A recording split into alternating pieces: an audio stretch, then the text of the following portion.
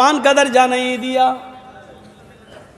آنے والے اس نبی کے بارے میں اللہ تعالیٰ نے فرمایا کہ اے دنیا کے مسلمانوں، اللہ میں ہی ہوں، تمہارے درمیان ہم جو رسول بھیجے ہیں، جو پیغمبر بھیجے ہیں، وہ بھگوان نہیں ہے، ہم نے ان کو اپنے نور سے بھی پیدا نہیں کیا ہے۔ اے لوگوں، اسلام کے اندر آنا ہے تو یہ عقیدہ رکھنا ہے، قل انما انا بشر مثلکم۔ اے نبی آپ بھی اپنی زبان سے کہہ دیجئے انما انا بشر مثلکم، کہ میں تمہاری طرح کا ایک بشر ہوں، میں تمہاری طرح کا ایک انسان ہوں، میں تمہاری طرح کا ایک منشیہ ہوں، تمہاری طرح کا ایک انسان ہوں۔ ہاں، میرا مقام سب سے بڑا ہے، میرا درجہ سب سے اونچا ہے، اس لیے کہ میرے پاس وحی آتی ہے، لیکن انسان ہونے میں کوئی فرق نہیں ہے۔ دو آنکھیں تمہاری، دو آنکھیں میری، دو کان تمہارے، دو کان میرے، دو ہاتھ۔ جی دوستو، جیسے آپ نے دیکھا مولانا جردیس صاحب کا بیان، ان کا کہنا ہے کہ نبی آپ صلی اللہ علیہ وسلم ہم جیسے بشر تھے، ایک بشر تھے، ہاں بشر تھے، پر اس کا معنی تو تم نے غلط نکالا نا۔ آگے سنتے ہیں ہم مفتی سلمان اظہری صاحب کا بیان، وہ بتاتے ہیں کیا معاملہ ہے، کیا طریقہ ہے، کیا کیسے بشر تھے۔ تو آئیے ہم سنتے ہیں۔ تو ہائے، السلام علیکم دوستوں، کیسے آپ سب؟ امید کرتا ہوں سب اچھے ہوں گے، اور میں آپ کے ساتھ آپ کا دوست محمد تاج۔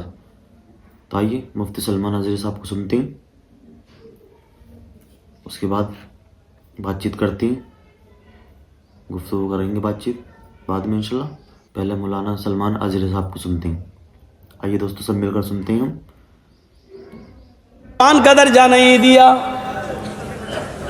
آنے والے اس نبی کے بارے میں اللہ تعالیٰ نے فرمایا کہ اے دنیا کے مسلمانوں، اللہ میں ہی ہوں، تمہارے درمیان ہم جو رسول بھیجے ہیں، جو پیغمبر بھیجے ہیں، وہ بھگوان نہیں ہے، ہم نے ان کو اپنے نور سے بھی پیدا نہیں کیا ہے۔ اے لوگوں، اسلام کے اندر آنا ہے تو یہ عقیدہ رکھنا ہے، قل انما انا بشر مثلکم۔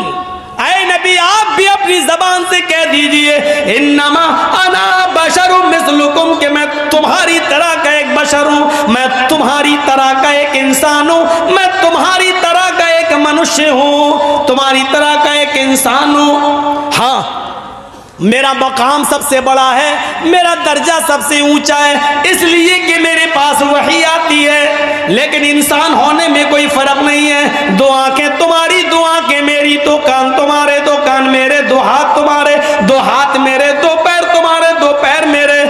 تم بھی چلتے ہو، ہم بھی چلتے ہیں، تم بھی سوتے ہو، ہم بھی سوتے ہیں، تم کھاتے پیتے ہو، ہم بھی کھاتے پیتے ہیں، تمہیں لیٹرین پیشاب پائخانے کی ضرورت ہوتی ہے، ہمیں بھی ہوتی ہے، تمہیں شادی کی ضرورت ہے، ہم نے بھی کی ہے، تمہارے بچے ہوتے، ہمارے بھی بچے ہیں، تمہارے باپ دادا ہیں، ہمارے بھی باپ دادا ہیں۔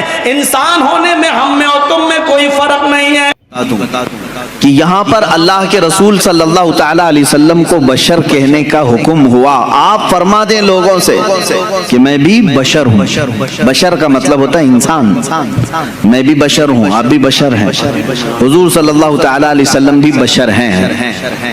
لیکن اس میں کچھ لوگ دھوکہ کھا گئے، رسول کو کہنے کا حکم ہوا ہے وہ بھی بشر ہیں تو ہم بھی کہیں گے رسول ہماری طرح بشر ہیں۔ میرے عزیز، تجھے یہ پوری تفصیل سمجھنی ہوگی کہ اللہ نے کیوں فرمایا رسول کو اپنی طرح بشر، رسول کو کیوں حکم ہوا کہ آپ کہہ دیں بشر ہیں۔ وجہ یہ تھی کہ اس زمانے میں دو قومیں تو بگڑی تھیں، ایک یہودی اور دوسرے عیسائی، ان کے پاس اللہ کی کتابیں تھیں، اللہ کی کتابیں تھیں۔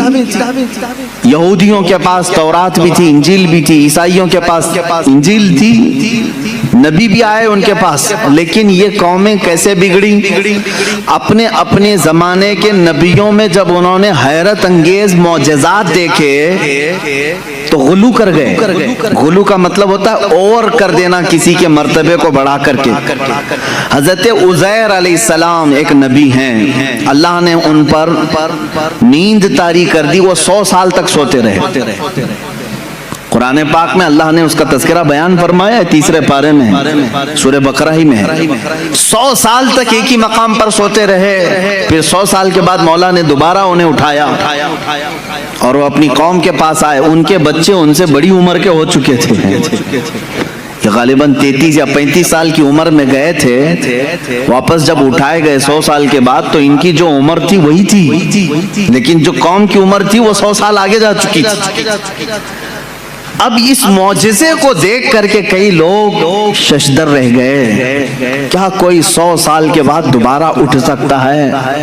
کوئی موت کے بعد دوبارہ آ سکتا ہے؟ تو ان لوگوں نے کیا کہنا شروع کیا، ایسا حیرت انگیز کام ہم نے آج تک دیکھا نہیں تھا۔ اگر عزیر کے ساتھ ایسا ہوتا ہے تو یہ اللہ کا بیٹا ضرور ہوگا۔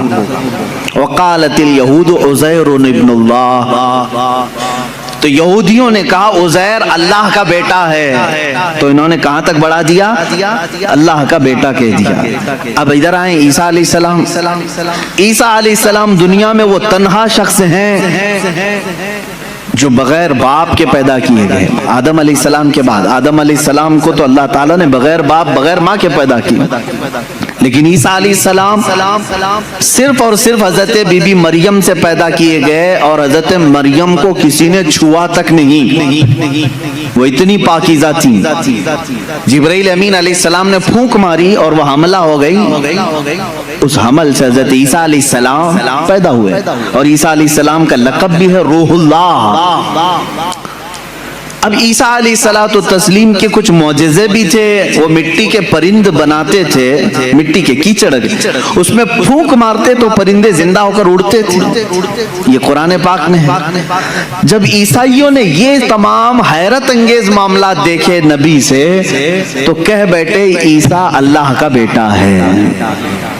کیا کہا؟ عیسیٰ اللہ کا بیٹا ہے، معاذ اللہ رب العالمین۔ وقالت النصارى المسیح ابن اللہ، نصارہ نے کہا عیسیٰ علیہ السلام اللہ کے بیٹے ہیں۔ پتہ یہ چلا کہ جب نبی سے کوئی حیرت انگیز کام قوم دیکھتی ہے تو خدا تک پہنچا دیتی ہے۔ عزیر علیہ السلام 100 سال کے بعد دوبارہ اٹھے تو قوم نے کہہ دیا اللہ کا بیٹا ہے۔ عیسیٰ علیہ السلام بغیر باپ کے پیدا کیے گئے اور مٹی کے پرندوں میں پھونک مارتے تو اڑنے لگتے، تو عیسائیوں نے کہہ دیا وہ اللہ کے بیٹے ہیں۔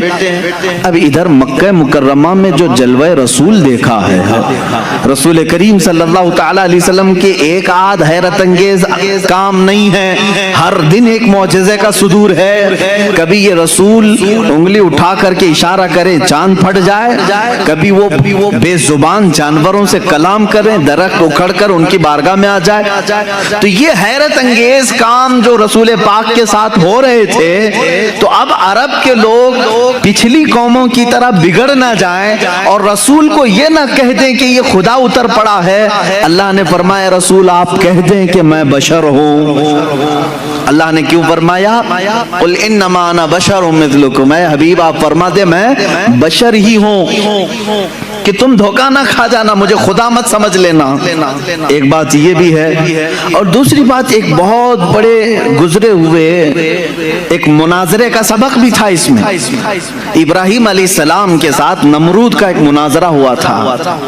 نمرود اس زمانے کا ظالم و جابر بادشاہ، جب اس نے دیکھا کہ ابراہیم ہمارے بتوں کی پوجا بھی نہیں کرتا، اور حضرت ابراہیم علیہ السلام کے ساتھ بہت سارے معاملات تھے، وہ ان کے بتوں کو نہیں مانتے تھے، جو ستاروں کی پوجا کرتے ان کی نہیں مانتے تھے، جو چاند و سورج کو پوجتے ان کی نہیں مانتے تھے۔ ایک دن بلایا اس نے دربار میں۔ اب یہ جو مناظرہ ہے وہ بھی قرآن پاک میں آیا۔ حضرت ابراہیم علیہ الصلوۃ والتسلیم سے اس نے پوچھا کہ تم کس خدا کو مانتے ہو آخر؟ کون ہے تیرا خدا؟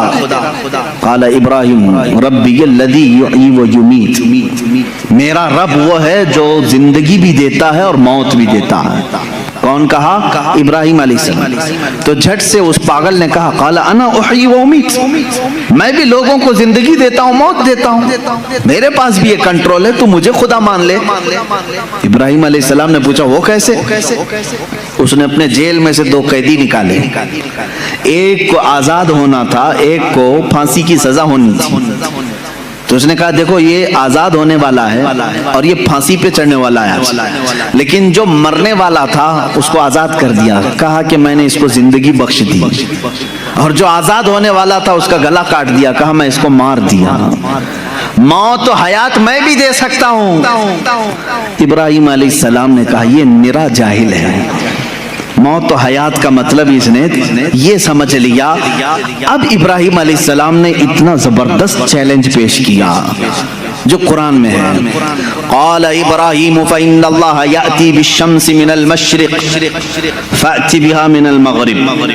اب ابراہیم علیہ السلام نے سیکنڈ جو چیلنج دیا، فرماتے ہیں ابراہیم علیہ السلام میں اس خدا کی عبادت کرتا ہوں، میرا اللہ وہ ہے جو سورج کو مشرق سے نکالتا ہے، سورج کو پورب سے ایسٹ سے نکالتا ہے، فأت بها من المغرب، اگر تو خدا ہے تو اس کو مغرب سے نکال کے دکھا، یعنی ویسٹ سے ایک بار نکال۔ چیلنج تو دیکھ رہے ہیں آپ، حضرت ابراہیم علیہ السلام نے نہیں کہا کہ جیسے میرا خدا روز پورب سے سورج نکالتا ہے کل تو نکال، تو کل سورج نکلتا تو وہ یہی کہتا آج میں نے ہی نکالا ہے، آج جو سورج نکلا ہے ایسٹ سے، پورب سے، مشرق سے، وہ میں نے ہی نکالا۔ ابراہیم علیہ السلام نے اپوزٹ چیلنج دیا کہ خدا جب مشرق سے نکال سکتا ہے تو خدا مغرب سے نکالنے پر بھی قادر ہے، سورج اس کے کنٹرول میں ہے، تو اگر خدا ہے تو سورج مغرب سے نکال کے دکھا، جہاں سورج جا کے ڈوبتا ہے وہاں سے تو ایک دن سورج نکال کے دکھا۔ قرآن کہتا فَبُهِتَ الَّذِي كَفَرَ، یہ کافر وہاں مبہوت ہو گیا، لاجواب ہو گیا، ختم ہو گیا مناظرہ۔ یہ کب ہوا؟ ابراہیم علیہ السلام کے زمانے میں۔ ہاں اب اس مناظرے میں جیت اور فتح کس کی ہوئی؟ ابراہیم علیہ السلام۔ کس کی ہوئی؟ اس چیلنج کا جواب وہ نہیں دے سکا، لیکن اس مناظرے سے ایک سبق یہ نکلا، ایک نتیجہ یہ نکلا۔ ابراہیم علیہ السلام نے چیلنج یہ دیا تھا کہ جو خدا ہوگا وہ مغرب سے سورج نکالے گا، جو خدا ہوگا وہ مغرب سے سورج نکالے گا۔ یہ اس زمانے کو 2000 سال بیت گئے، اور جب مدینہ طیبہ کے قریب میں مولا علی کرم اللہ وجہہ الکریم کے لیے نماز عصر قضا ہو رہی تھی، محمد عربی صلی اللہ تعالی علیہ وسلم نے ڈوبے ہوئے سورج کو کہاں سے پلٹایا؟ مغرب سے نکالا، سورج ڈوب چکا تھا، سورج کو واپس اشارے سے پلٹایا۔ اب یہاں پر وہ والا مناظرہ پھر سے تازہ ہو گیا۔ ابراہیم علیہ السلام نے تو چیلنج دیا تھا نمرود کو کہ اگر تو خدا ہے تو سورج کو مغرب سے نکال، نمرود تو نہیں نکال کے دکھا سکا، لیکن محمد رسول اللہ صلی اللہ علیہ وسلم نکال کر دکھا دیے ہیں۔ تو اب کسی کا عقیدہ یہ نہ بگڑے، ابراہیم علیہ السلام نے کہا تھا جو سورج مغرب سے نکالے گا وہ خدا ہوگا، اللہ نے آیت نازل فرمائی قل انما انا بشر مثلکم، اے رسول آپ فرما دیں یہ دھوکے میں نہ آئے، میں تمہاری طرح بشر ہی ہوں، لیکن میرے عزیزوں ساتھ میں اتنا یاد رکھنا عام بشر نہیں، وہ نوری بشر ہیں، اللہ رب العزت کی ان پر خصوصی عنایات ہیں۔ میں مانتا ہوں اے عقل والو میرا محمد خدا نہیں ہے، مگر دلوں میں یہ نقش کر لو کہ وہ خدا سے جدا نہیں ہے، یہ ہمارا عقیدہ ہے۔ اب یہ نور و بشر کے جو معاملات ہیں یہاں پر کچھ لوگ کنفیوژن پیش کرتے ہیں، ہے نہیں کچھ، لیکن مجھے ضرورت اس بات کی ہے کہ سنیوں کو ان عقائد اور ان معمولات اہل سنت کو میں واضح طریقے سے بیان کر کے بتاؤں۔ میرے عزیزو رسول کریم صلی اللہ تعالی علیہ وسلم کو اگر کسی نے خالص نور ہی کہا اور بشر نہیں کہا وہ بھی گمراہ ہے۔ حضور صلی اللہ تعالی علیہ وسلم کی بشریت کا اگر کسی نے انکار کیا وہ بھی کافر ہو جائے گا، گمراہ ہے۔ ہاں اگر کوئی یہ کہتا ہے کہ صرف وہ عام بشر ہیں تو بھی گمراہ ہے، عام بشر عام انسان کہہ رہے تو بھی گمراہ ہے۔ تو کہنا کیا چاہیے؟ حضور پاک صلی اللہ تعالی علیہ وسلم کے لیے اہل سنت و جماعت کا عقیدہ یہ ہے کہ وہ نوری بشر ہیں۔ نوری بشر کا مطلب یہ ہوتا ہے देखने में तो बशर दिखता है लेकिन कुदरत में नूरी मखलूक से भी बढ़ कर के है। फरिश्ते नूर हैं, इंसान बशर है। फरिश्ते नूरी मखलूक हैं, इंसान बशर है। अब रसूल को अगर तुमने सिर्फ नूर कहा तो फरिश्तों में चले जाएंगे, सिर्फ बशर कहा तो सिर्फ इंसानों में। रसूल मलाइका का भी रसूल है, इंसानों का भी रसूल है, इसलिए तुम्हें यह कहना पड़ेगा कि वो नबी नूर वाले भी हैं और बशरियत भी उनके अंदर है। हमारा अकीदा यही है कि वो नूरी बशर हैं। क्या है? नूरी बशर हैं। मेरे अजीजों, अब जिन लोगों ने ये कहा कि रसूल हमारी ही तरह हैं, तो ये तो अकल में नहीं आती बात, अकल में नहीं आती। मैं किसी सादे से मुसलमान को भी उठा करके पूछूंगा, वो तौबा तौबा करेगा, कैसी बात कर रहे हो, रसूल हमारी तरह हो सकते हैं? उलमा की बात तो छोड़ो, मैं आम से बंदे को भी पूछूंगा, क्या तुम इस बात का अकीदा रखते हो कि रसूल हमारी तरह थे? कोई कह सकता है? हरगिज नहीं। हाँ, इस तरह का किन लोगों ने कहा था? दो ही शख्सियात हैं जिनका कुरान में जिक्र है, जिन्होंने रसूल को अपनी तरह कहा था। एक इब्लीस लईन है, शैतान मरदूद है, और दूसरे वो कुफार और मुशरिकीन है जो नबियों को कहते थे, कुरान में है कि ये कैसे रसूल हैं, बाजारों में खाते पीते हैं, हमारी तरह बाजार करते हैं, उठते बैठते हैं, ये कैसे रसूल हैं, ये तो हमारी तरह है। तो काफिरों ने रसूल को अपनी तरह कहा था, या फिर दूसरा कौन? शैतान ने कहा था। अब अगर कोई भी कह रहा हो, इन्हीं दो कैटेगरी में से होगा, इन्हीं दो कैटेगरी में से, या तो शैतान के ये औलाद में से होंगे, वारिसीन में से होंगे, जानशीन होंगे, या सज्जादा नशीन होंगे, या तो फिर कुफारो मुशरिकीन के दलाल होंगे, एजेंट होंगे। कुरान में दो ही लोगों का जिक्र है कि नबी को अपनी तरह कहने वाले कुफारो मुशरिकीन थे और इब्लीस लईन। शैतान ने क्या कहा था जब आदम अलैहिस्सलाम को पैदा किया गया? उसने कहा था मुझे तो आग से बनाया गया, इनको मिट्टी से कैसे ये बराबर हो सकता है, मैं सजदा करूं ये नहीं हो सकता। बल्कि उसने बराबर क्या, अपने आप को उनसे भी बड़ा समझा। जैसे आज लोगों ने कहा है ना, किताबों में लिखा है उम्मती अमल करते करते कभी नबी से भी बढ़ जाता है। शैतान ने यही कहा था कि मुझे आग से पैदा किया है, मैं आदम से बढ़ गया हूं, ये मिट्टी से है। अजीजा ने गिरामी वखार, इस तरह के जुमलों से एहतराज करो, परहेज करो, इस तरह के डिबेट में जाओ भी मत। तुम रसूल करीम सल्लल्लाहु तआला अलैहि वसल्लम की हयात तय्यबा में आज नहीं हो, उनकी जाहिरी जिंदगी में नहीं हो कि तुम उनके बारे में फैसले लेते रहोगे कि वो सिर्फ नूर थे कि सिर्फ बशर थे, आम बशर थे या क्या थे। ये तमाम डिस्कशन ना करो। कुरान ने हमें जितना कहा है उस पर अमल करो। कुरान ने हमें ये कहा वो बशर तो है लेकिन आम बशर नहीं, आम बशर नहीं। यहाँ कोई भी ये ना कहे। बाज एक साहब ने कहा था क्या रसूल के दो कान नहीं थे, रसूल की दो आंखें नहीं थी, रसूल की एक नाक नहीं थी, रसूल के दो पांव दो हाथ नहीं थे, फिर आप अलग क्यों कहते हैं? एक साहब ने ये भी ऐसे ही मार दिया उन्होंने बराबरी के लिए। जब उन पर सख्त गिरफ्त की जाने लगी तो कहे वो भी तो इंसान ही थे ना, उनकी दो आंखें थी, दो कान थे। मेरे अजीज, अगर ऐसे ही बराबरी का मामला रहे तो सूअर के भी दो कान हैं, तेरे भी दो कान हैं, कुत्ते की भी दो आंखें हैं, तेरी भी दो आंखें हैं। क्या मैंने कभी कहा कि तू देखने में कुत्ते की तरह दिखता है? मैंने नहीं कहा। बराबरी के ये उसूल नहीं होते। दो कान होना बराबरी की जरूर मेयार नहीं है, दो आंख हो जाना ये बराबरी का मेयार नहीं है। जरा तुम अपने गरेबान में झांक करके देखो, जो रसूल को अपनी तरह बशर कहे, क्या जिंदगी में कभी तुम्हारे पास जिब्राइल आया है? क्या कभी जिंदगी में तुम्हारे पास जिब्राइल आया है? बराबरी कहने वाले से मेरा सवाल है, क्या जिंदगी में कभी तुझे मेराज का बुलावा आया है? क्या जिंदगी में कभी तुझे अंबिया की इमामत का शरफ मिला है? क्या कभी तेरी जिंदगी में ऐसा हुआ कि तू सो गया हो, जन्नत से तुझे खिला पिला दिया गया हो? वो खुसूसियात तो मेरे मुस्तफा को अता थी, ये रसूल करीम सल्लल्लाहु तआला अलैहि वसल्लम की इनायत थी। अल्लाह के नबी सल्लल्लाहु तआला अलैहि वसल्लम ईद की नमाज पढ़ाने के लिए मदीने से बाहर तशरीफ लाए हैं और खुले मैदान में नमाज पढ़ा रहे हैं। सहाबा फरमाते हैं जब तक मेरे आका सल्लल्लाहु ताला अलैहि वसल्लम खुतबा देते रहे, नमाज पढ़ाते रहे, आसमान का एक टुकड़ा अबर बनकर छांव पेश करता रहा, साया बनकर के साया अफगन रहा। और हमेशा मेरे आका सल्लल्लाहु ताला अलैहि वसल्लम जब कभी धूप में चलते थे तो आसमान का एक टुकड़ा साथ साथ चलता था। क्या तेरे भी ये खुसूसियात हैं? तुझे ये खुसूसियात दी गई हैं? अल्लाह के नबी सल्लल्लाहु ताला अलैहि वसल्लम की हर चीज को पाक कहा गया है, उनके लिबास को पाक कहा गया है, उनके जिस्म से रिलेटेड हर चीज को पाक कहा गया है।